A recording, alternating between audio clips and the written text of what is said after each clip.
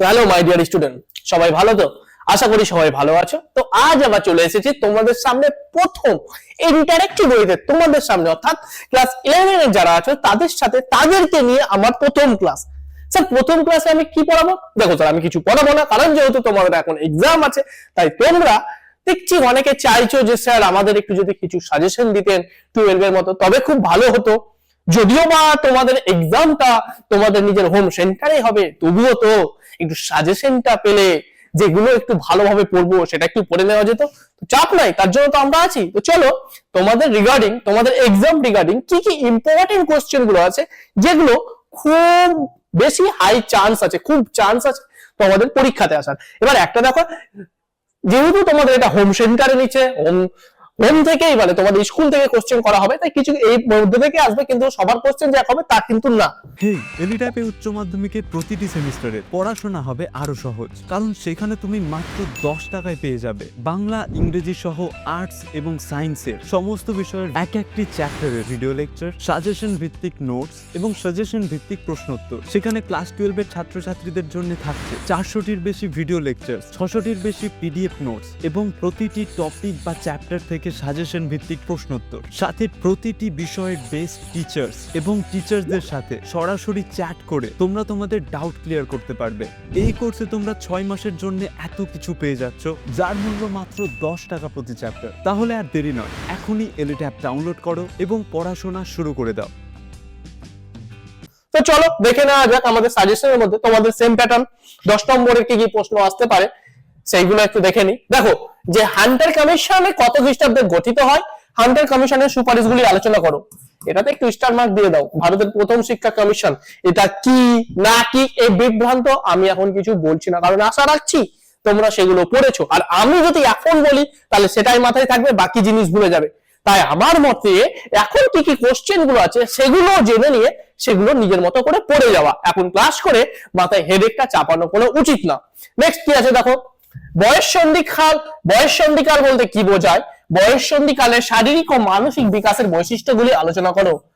এখান থেকে আরো একটা তুমি ধরে নিতে পারো যে কোন স্তরকে বয়ঃসন্ধিকাল বলা হয়, আর কোন সময়কে, কোন বয়সকালকে ঝড় জঞ্জার কাল বলা হয়। এটা কিন্তু 2 নম্বরে আসতে পারে। আর কে বলেছিল এটা, আমি কিন্তু কোশ্চেন বলে দিচ্ছি।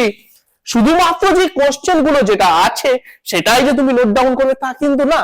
এটা বলতে বলতে আমি মুখে যে কয়েকটা কোশ্চেনের কথা বলবো সেগুলোও কিন্তু নোট ডাউন করে নিও ফর ইওর গুড রেজাল্ট। 3 নম্বরের কোশ্চেন কি আছে দেখো, প্রাচীন ভারতের ব্রাহ্মণ্য ও বহুধ শিক্ষা ব্যবস্থার মধ্যে পার্থক্য লেখো।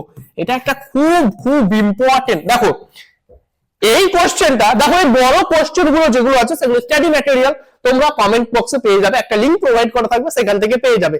কিন্তু এই কোশ্চেনটা যেমন প্রাচীন ভারতের ব্রাহ্মণ্য ও বৌদ্ধ শিক্ষা ব্যবস্থার মধ্যে পার্থক্য লেখো, আমি এই নোটটা তোমাদের যেভাবে প্রোভাইড করেছি বৈশিষ্ট্য বলে দিয়ে দিয়েছি।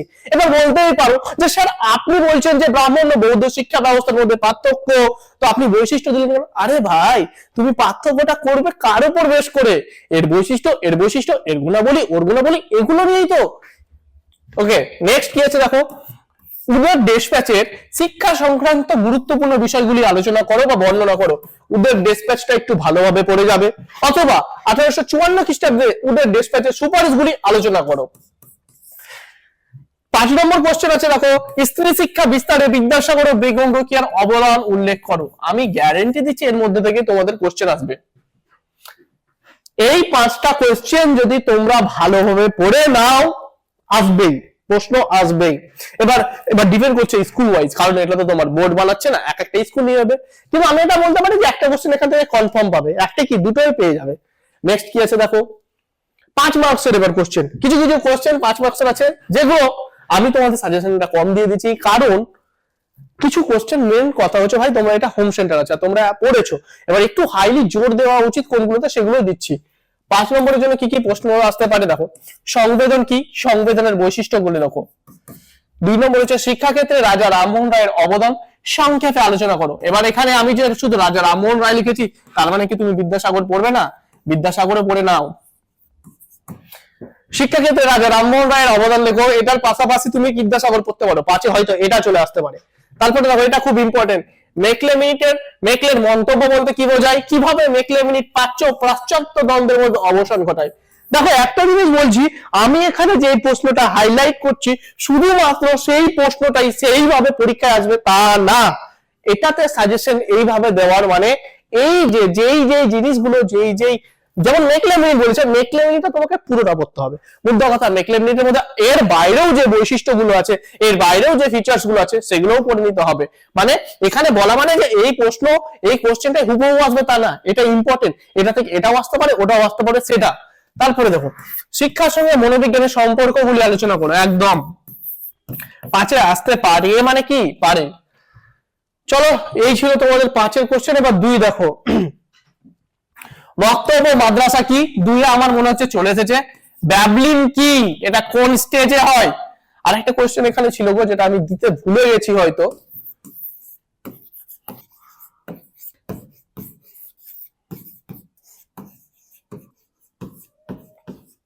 বৃদ্ধি ও বিকাশের মধ্যে পার্থক্য লেখো, এটাও কিন্তু একটা।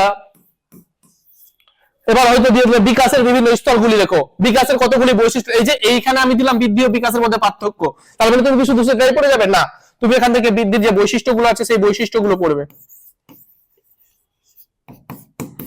বিকাশের যে বৈশিষ্ট্য আছে সেই বৈশিষ্ট্যগুলো পড়বে।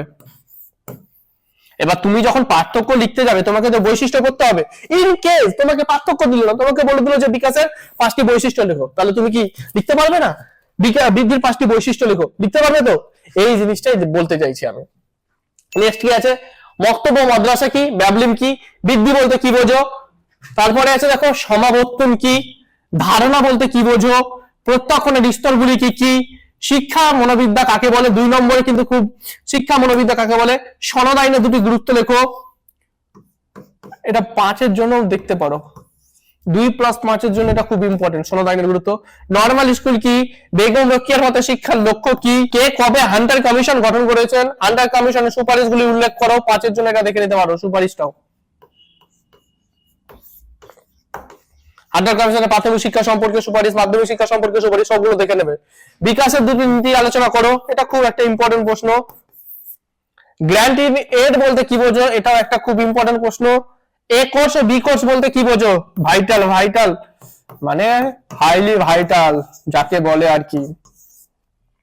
স্যাডলার কমিশন কবে গঠিত হয়, স্যাডলার কমিশনের সুপারিশগুলি গঠিত লেখো, স্যাডলার কমিশনের পরে কি কি সুপারিশ করা হয়েছিল, এই কোশ্চেনটা তুমি 5-এর জন্য লিখে নিতে পারো। 5+5-এ তাহলে কি মক্তব মাদ্রাসা কি, এটা কোথায় চলে গেল, ইসলামিক এডুকেশন। এবারে ইসলামিক এডুকেশনের শিক্ষার লক্ষ্য কি, তারপরে কি আছে ব্যাবলিন কি, এটা তোমার বৃদ্ধি বিকাশ থেকে চলে গেল। ব্যাবলিনটা কোন বয়সে হয়, কত বয়স থেকে কত হয়, যেটা যেমন ছেলেরা ছোট বয়সে শিশু থাকে তখন যে একটা একটা করে শব্দ করে সেটা হচ্ছে ব্যাবলিন। বৃদ্ধি বলতে কি বোঝো, বৃদ্ধি ও বিকাশটা কিন্তু খুব খুব খুব ইম্পর্টেন্ট তোমাদের জন্য। সমাবর্তন কাকে বলে, ধারণা বলতে কি বোঝো, তারপরে প্রত্যক্ষণের স্তরগুলি লেখো, এটা প্রত্যক্ষণের স্তরগুলি লিখে আলোচনা করো। ইন কেস যদি দিয়ে দিল তখন এখান থেকেই তোমরা লিখে দেবে, প্রত্যক্ষণের স্তরগুলি আলোচনা করো, আশা করি তোমরা সেগুলো পড়েছো। শিক্ষা মনোবিদ্যা কাকে বলে, শিক্ষা এই কোশ্চেনটা যেমন বলেছি, শিক্ষা মনোবিদ্যা কাকে বলে, শিক্ষার সাথে মনোবিদ্যার সম্পর্ক আলোচনা করো, এটা বটে আসতে পারে। সনদ আইনের 2টি গুরুত্ব লেখো, সনদ আইনের প্রেক্ষাপটটা আলোচনা করো। নরমাল স্কুল কি, 2 নম্বরে। বেগম রোকেয়ার মতো শিক্ষার লক্ষ্য কি, এটা হয়তো বেগম রোকেয়ার মতো শিক্ষার লক্ষ্য দিয়েছে, রাজা রামমোহন রায়ের মতো শিক্ষার লক্ষ্য কি। এবার এই জায়গায় তোমাকে আরো কোশ্চেন দিয়ে দিতে পারে যে রাজা রামমোহন রায় নারী শিক্ষার জন্য কি কি কার্যাবলী করেছিলেন, বিদ্যাসাগর নারী শিক্ষার জন্য কি কি কার্যাবলী করেছেন, সেগুলোও দিতে পারি। কে কবে হান্টার কমিশন গঠন করেন, হান্টার কমিশন গঠনের সুপারিশগুলি আলোচনা করো। বিকাশের 2টি নীতি আলোচনা করো। গ্র্যান্ট ইন এড বলতে কি বোঝায়, এ কোর্স ও বি কোর্স বলতে কি বোঝায়, স্যাডলার কমিশন কবে গঠিত হয়।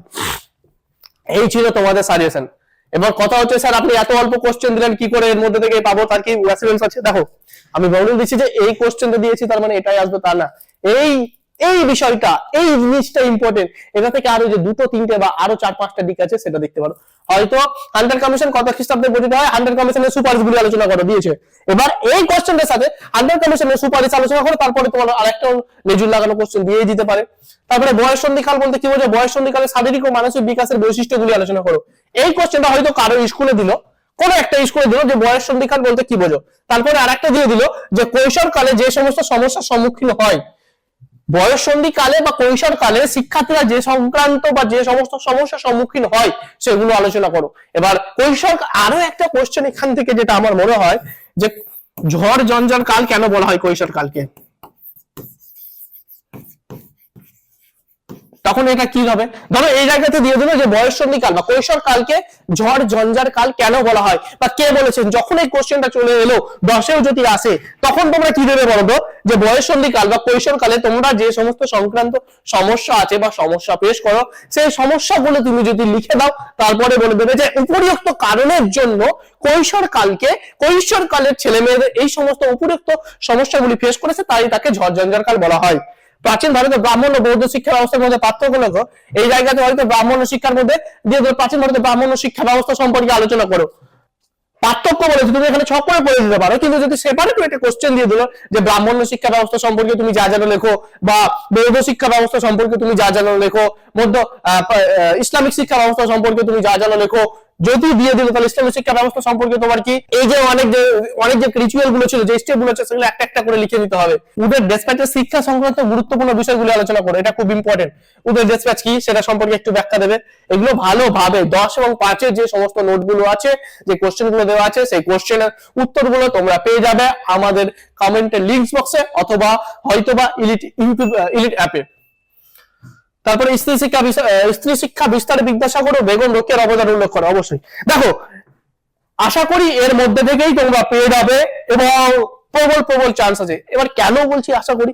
দেখো ভাই, কারণ স্কুল ওয়াইজ কোশ্চেন গুলো আলাদা আলাদা হয়, তো কারণ তোমার যে সব স্কুলে, পশ্চিমবঙ্গে যতগুলো স্কুল আছে সব স্কুলে ক্লাস 11 এর কোশ্চেন একই রকম হবে তা তো না, কিন্তু এখান থেকেই কোশ্চেন পেয়ে যাবে, এটা থেকেই পেয়ে যাবে। হয়তো কেউ একটা পাবে, কেউ দুটো পাবে, কিন্তু পেয়ে যাবে। এই যে এই সমস্ত হান্টার কমিশন তুমি ভালোভাবে পড়ে নাও, যা যা আছে। কৈশোরকালের বৈশিষ্ট্য, বিদ্যা বিকাশ থেকে কৈশোরকালের সংক্রান্ত যে সমস্যাগুলো আছে, সমাধানের উপায় আছে। ঝড় ঝঞ্ঝার কাল সেটা পড়ে নাও। প্রাচীন ব্রাহ্মণ শিক্ষা, বৌদ্ধ শিক্ষা, আর ব্রাহ্মণ শিক্ষা বৌদ্ধ শিক্ষাতে জোর দিয়ে দাও। ইসলামী শিক্ষা চাইতে এই দুটোকে তুমি ভালোভাবে জোর দাও। উদের ডেসপ্যাচটা ঠুটোষ্ট করে নাও, মানে ভালোভাবে এটাকে ঠুটোষ্ট করে নাও। স্ত্রী শিক্ষা বিস্তারে বিদ্যাসাগর ও বেগম রোকেয়া, এই দুটো ভালোভাবে তুমি জোর দিয়ে দাও। বেগম রোকেয়া স্ত্রী শিক্ষা সম্পর্কে কি আছে? বেশি কিছু না, এই বেগম রোকেয়ার শিক্ষাগত তাৎপর্য লেখো, শিক্ষা ক্ষেত্রে কি করেছে, আর তোমার কি বিদ্যাসাগর, বেগম রোকেয়া, রাজা রামমোহন রায়, তারা শিক্ষা সংক্রান্ত শিক্ষার কাজে কি করেছে সেগুলো যদি দেখে যাও, তাহলে তুমি লিখে আসতে পারবে, কোনো সমস্যা নেই। তারপরে সংবেদন কি, সংবেদনের বৈশিষ্ট্যগুলি আলোচনা করো। প্রত্যক্ষণ কি, প্রত্যক্ষণ 2 নম্বরের জন্য দেখতে পারো। সংবেদন কি, সংবেদনের বৈশিষ্ট্যগুলি আলোচনা করো। রাজা রামমোহন রায়ের অবদান সংক্ষেপে আলোচনা করো। মেকলের মন্তব্য কি, এটা মেকলের নীতি, ডাউন ফিল্টারেশন থিওরি, চুইয়ে পড়ার নীতি কেন হয়েছিল কি, মেকলেটা একটু ভালোভাবে পড়ে নাও। এটা পড়ার জন্য চ্যাপ্টার একটা একটু দেখে নিতে হবে। শিক্ষার সাথে মনোবিজ্ঞানের সম্পর্ক আলোচনা করো। আর ভাইটাল ইম্পর্টেন্ট, বিদ্যা বিকাশের মধ্যে পার্থক্য। আমি এটা দেখতে পাচ্ছি যে চলে আসছে, হয়তো এখান থেকে বিদ্যা বিকাশের মধ্যে পার্থক্য, আদারওয়াইজ তোমাদের হয়তো প্রত্যেকটা স্কুলে দেখে যাবে দিতে পারে যে বিদ্যা বিকাশের মধ্যে পার্থক্য থাকবে, তা না হলে তোমার থাকবে যে কৈশোর কালকে ঝড় ঝঞ্ঝার কাল কেন বলা হয়। চলো এবার নেক্সট যেটা হচ্ছে, আবার 2 নম্বরের গুলো আলোচনা করো। দেখো 2 নম্বরের কোশ্চেন অনেক আছে ভাই, কিন্তু তার মধ্যে এই 15টা কোশ্চেন আমার মনে হচ্ছে এই 15টার মধ্যে থেকে 3টে থেকে 4টে কনফার্ম পাবে। মক্তব মাদ্রাসা কি আর ব্যাবলিং, মক্তব মাদ্রাসা কি এটা তো আমি দেখতে পাচ্ছি যে দিচ্ছেই। সনদাইনের যদি গুরুত্ব লেখো, মানে এই যে এ কোর্স বি কোর্স গ্র্যান্টিনেড, এই সমস্ত কোশ্চেন গুলো খুব ইম্পর্টেন্ট।